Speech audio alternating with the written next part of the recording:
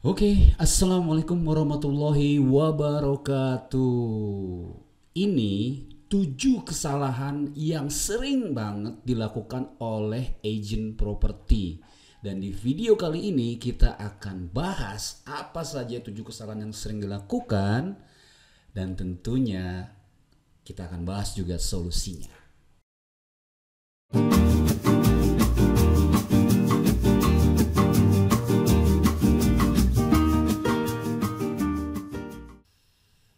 Hai, saya Omar. Bagi teman-teman yang belum mengenal saya adalah seorang yang suka berbagi tentang digital marketing, tentang bisnis properti, dan tentunya membantu teman-teman yang ingin mengupgrade, yang ingin mengoptimasi salesnya melalui digital marketing. Oke, di video kali ini kita nanti akan membahas tentang 7 kesalahan nih yang sering banget dilakukan oleh teman-teman agent properti. Tapi kerennya kita akan bahas juga apa solusi yang bisa membuat teman-teman nanti menjadi lebih baik ke depannya, gitu ya. Tonton terus sampai habis pokoknya. Oh iya, jangan lupa sebelum itu subscribe dulu buat yang belum subscribe ya, dan jangan lupa nyalakan loncengnya. Oke, kita langsung masuk saja ke kesalahan yang pertama. Nah, kesalahan yang pertama adalah banyak dari teman-teman tuh masih belum bisa membedakan antara marketing dan sales. Jadi semuanya dianggap sama, semua proses tuh dianggap sales. Jadi jualan aja gitu loh. Memang sih nggak ada salahnya sih, memang sih ada hasilnya sih, tapi akan jauh lebih powerful kalau teman-teman nanti bisa membuat satu apa ya istilahnya, funneling antara marketing dan sales itu dipisahkan, sehingga nanti terjadi yang namanya kita bisa ngecek step by stepnya, kita bisa mengecek prosesnya kalau misalkan tidak terjadi sales ya, seperti itu. Lalu kesalahan yang kedua apa? Kesalahan yang kedua yang sering dilakukan teman-teman agent properti adalah, yes, ini dia nih man, brother. Kadang-kadang banyak dari teman-teman tuh menganggap profesinya sebagai sales atau marketing itu profesinya rendah gitu loh. Bahkan ada apa ya istilahnya ya, saya pernah juga ngobrol gitu sama beberapa teman itu merasa bahwa ya profesi sales itu apa sih, kayak keset gitu loh. Padahal enggak teman-teman.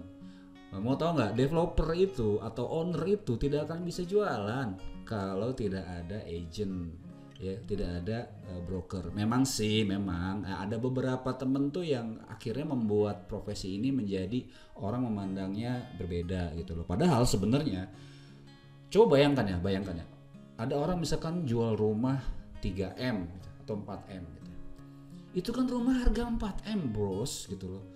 Jualannya nggak gampang gitu loh. Kita harus ngiklan, kita harus bisa mengajak orang untuk survei. Ini profesi keren banget, profesi yang kalau saya bilang ya emang wajib dibayar mahal, dan kitanya sebagai agent, sebagai broker, sebagai marketer ya, kita harus punya apa ya, kepercayaan tinggi yang kepercayaan diri yang tinggi, sehingga nanti kita juga memandang diri kita tuh menjadi sejajar dengan siapapun ya, dengan owner, dengan buyer gitu.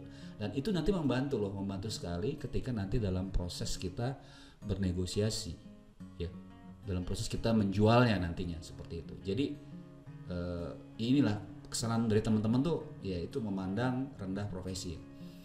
Kemudian yang berikutnya, yang ketiga ya, tidak bisa menyesuaikan diri dengan produknya. Nah ini maksud saya apa? Ketemu sama calon buyer ya kan, pakai sendal gitu ya. Ataupun misalkan lagi showing dengan calon buyer ya pakai kaos gitu ya. Ya emang sih nggak apa-apa juga sih kalau mau santai, tapi tetap maksud saya performance itu menjadi satu hal yang penting gitu ya. Karena kita jualan produk mahal, kita jualan produk yang nggak murahan gitu. Paling murah rumah tuh berapa sih? 150 juta, 140 juta, sudah ratusan juta gitu. Artinya walaupun nih misalkan teman-teman jualannya produk FLPP tuh, tetap show your best performance. Jadi tunjukkan bahwa kita ini jualan barang mahal kayak gitu ya, gitu. Kemudian yang berikutnya, kesalahan yang berikutnya, tidak membangun network. Nah, ini sayang banget sebenarnya karena dunia sales, dunia marketing adalah dunia networking. Jadi kita kadang-kadang kalau nggak closing sama satu konsumen, kita nganggapnya itu udah finish, sudah tidak terjadi apa-apa. Padahal dengan kita mendapatkan kontak dengan orang itu networking ya, kita bisa menambah relasi dengan mereka gitu ya. Makanya nanti kita akan bahas nih bagaimana caranya kita nanti membangun sebuah network.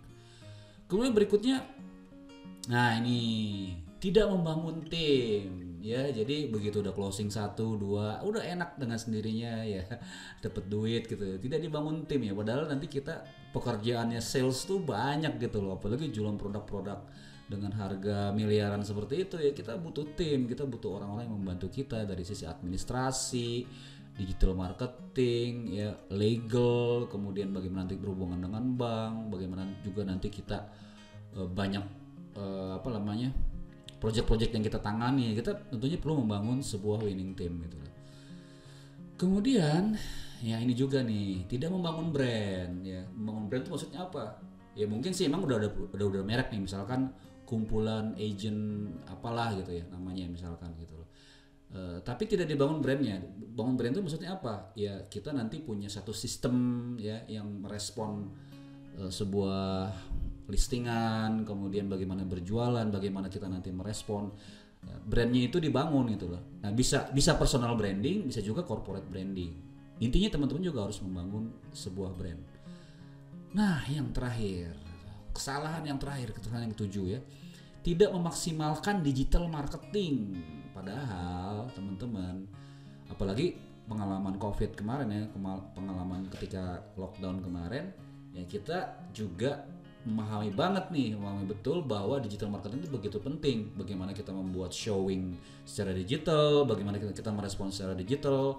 Jadi porsi digital marketingnya itu harusnya lebih kuat lagi. Nah sekarang saya yakin teman-teman sih sudah mulai ya, misalkan masang di Instagram, masang di marketplace ya, di Google, di di website segala macam, tapi mungkin belum maksimal. Nah kita perlu nanti menambahkan bobot digital marketingnya itu lebih serius lagi ya.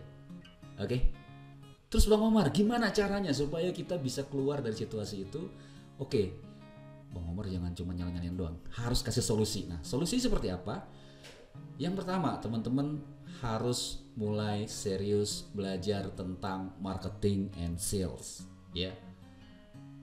Harus tahu nih, harus ngerti banget marketing and sales itu ada dua hal yang berbeda, dua hal yang bisa kita ukur, yang bisa kita tracking ya, kita bisa lihat step by stepnya, sehingga nanti ketika teman-teman terjadi misalkan penurunan closing itu kita bisa mengukur ya. Itu keren banget. Makanya teman-teman harus paham betul dengan yang namanya marketing and sales. Jadi marketing itu adalah fungsinya teman-teman menginformasikan produk ini ke siapapun, ke target market, bukan ke siapapun, maksudnya ke siapapun yang menjadi target market kita. Itu adalah marketing. Jadi tugas kita adalah bagaimana nanti produk ini kita kemas ya, kita buat copywritingnya, kita buat message-nya, kita buat dia videonya segala macam, lalu kita sebarkan. Nah itu namanya marketing. Nah cara penyebarannya itu berbeda dengan selling. Nah, kadang-kadang kita kan maunya kan marketing tuh udah langsung selling, kita langsung jualan gitu loh. Padahal nggak begitu. Kita harus belajar yang namanya bagaimana kita meng-attract orang terhadap produk kita. Ingat ya, meng-attract bukan men-chase. Chasing itu terjadi setelah proses selling. Kalau udah ada sellingnya, maksudnya udah ada, mereka sudah ketemu kita, mereka sudah menghubungi kita melalui WhatsApp atau melalui apapun, baru kita kejar mereka. Tapi kalau awal-awal prosesnya adalah kita attracting, membuat mereka tertarik. Caranya bagaimana? Caranya dengan kita membuat konten yang bagus, kita iklannya juga, promonya juga yang keren, sehingga mereka ter-attract di bisnis kita. Ya, singkatnya seperti itu tentang marketing and sales. Lalu yang kedua, ya tadi kan soalnya seperti apa ya? Ya, Anda tuh harus jadi konsultan. Anda harus jadi konsultan, ya. Jadi jangan memandang rendah profesi sebagai sales. Ya, kita intinya adalah seorang konsultan ya. Produk harganya berapa? Misalkan 5M, 6M. Tadi kita contohnya 4M. let's say 4M. Kita jual produk 4M. Nah, ini kita fungsikan diri kita sebagai konsultan. Kita kasih tahu Bapak Ibu kalau mau menjual produk seperti ini, fotonya kita harus ambil seperti ini, ya kan? Videonya juga kita harus buat, ya. Kemudian juga di staging, ya, artinya kalau jualan produk kayak begitu kan lebih bagus rumahnya rapi, ya. Sudah tamannya tuh dirapikan, kemudian ruangannya tuh benar-benar dibersihin gitu loh, karena itu yang meningkatkan nilai jual gitu loh. Jadi teman-teman harus jadi konsultan, harus jadi orang yang punya daya tawar gitu loh terhadap si sellernya, penjualnya, maupun nanti ketika ketemu dengan buyer, ya kita juga jadi konsultan. Kita tanya dulu apa kebutuhannya, tanya dulu apa yang dia mau, ya kan.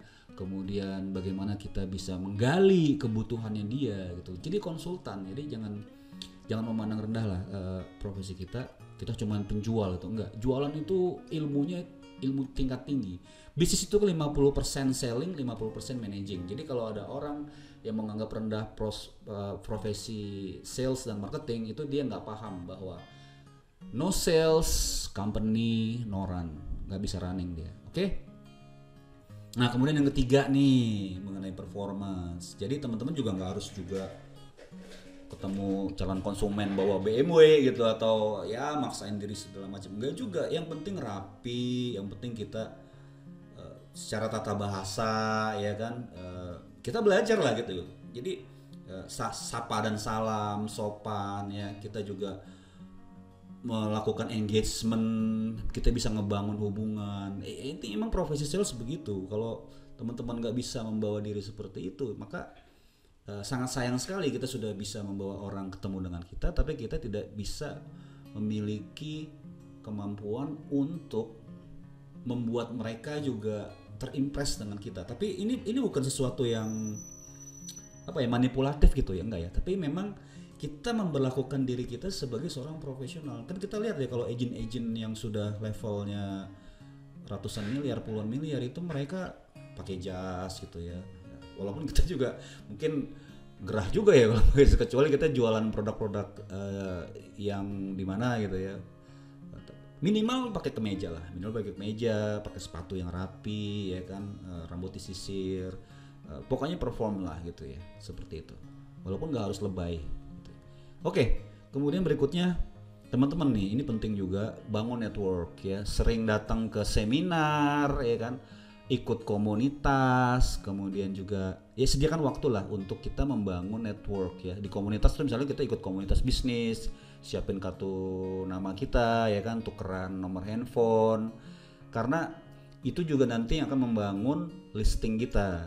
Di samping juga ada peluang-peluang kan, mungkin ada orang cari rumah segala macam. Pokoknya intinya teman-teman bangun network setiap hari gitu loh. Setiap hari dibangun networknya sehingga peluang-peluang listing yang masuk, peluang-peluang orang yang beli yang masuk itu menjadi lebih besar. Membangun network adalah bagian dari pekerjaan seorang sales.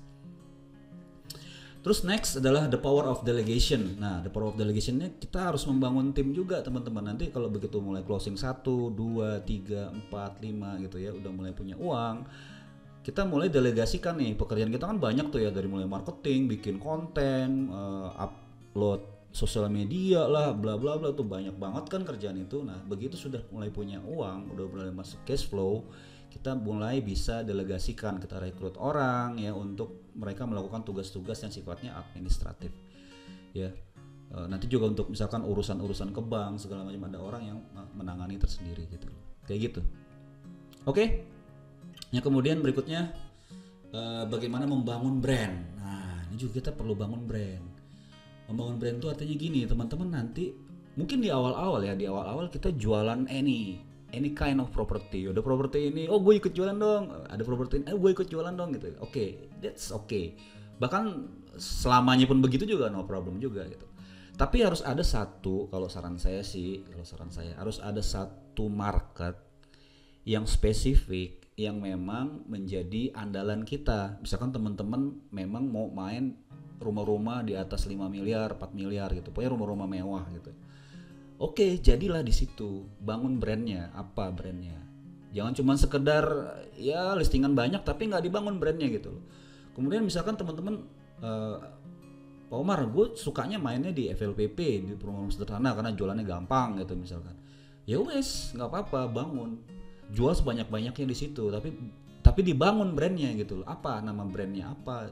Nah, tapi perlu diingat, brand itu bukan sekedar nama, bukan sekedar logo, bukan sekedar PT gitu loh, tapi dia adalah sebuah sistem yang melingkupi pekerjaan yang kita lakukan dan itu membuat orang lain mengenal kita. Itu adalah brand. Jadi teman-teman bangun sistemnya, bagaimana meresponnya, terus juga kita melayani satu target market tertentu. Itu yang namanya brand. Ya, sehingga nanti teman-teman mulai dikenal dan itulah nanti yang membuat kita menjadi lebih kuat dan bisa dibangun bisnisnya. Terakhir, ya ini digital marketing and branding. Jadi teman-teman kenapa harus subscribe di channel saya? Karena saya banyak sekali sharing kepada teman-teman tentang digital marketing and branding, sehingga jangkauan dari konten kita itu bisa jauh lebih banyak dan teman-teman tadi tugas attractingnya itu menjadi lebih kuat. Ya, digital marketing and branding ini itu memperkuat attracting orang terhadap kita, terhadap produk kita dan juga terhadap perusahaan kita. Teman-teman, gimana? Asik nggak? Asik banget ya, karena ini saya yakin related ke teman-teman dan bisa menjadi satu guidance buat teman-teman ya, karena saya juga membuat konten-konten ini, saya ingin teman-teman tuh bergerak dari titik satu ke titik lainnya dan titik itulah kita bergerak maju ke depan. Jadi kalau teman-teman dapetin sesuatu dari pemaparan saya, ayo kita diskusi di bawah di komen ya, sehingga nanti Bang Omar bisa create konten yang lebih bagus lagi. Ya, kalau ada pertanyaan atau ada masukan silakan aja nanti komen di bawah. Yang belum subscribe, please subscribe. Bukannya nge-miss subscribe ya, bukan ya, tapi saya tuh kepengen ini menjadi satu hal yang bisa tersebar jauh lebih banyak ya, karena kita udah bosen dengan konten-konten yang begitu aja gitu. Kita kepengen konten yang berkualitas, yang bisa membuat kita menjadi lebih terberdaya dan lebih keren dan scaling up. Oke, thank you teman-teman. Skyrocketing your business 10x. Saya tunggu hasilnya. Bye bye. Wassalamualaikum warahmatullahi wabarakatuh.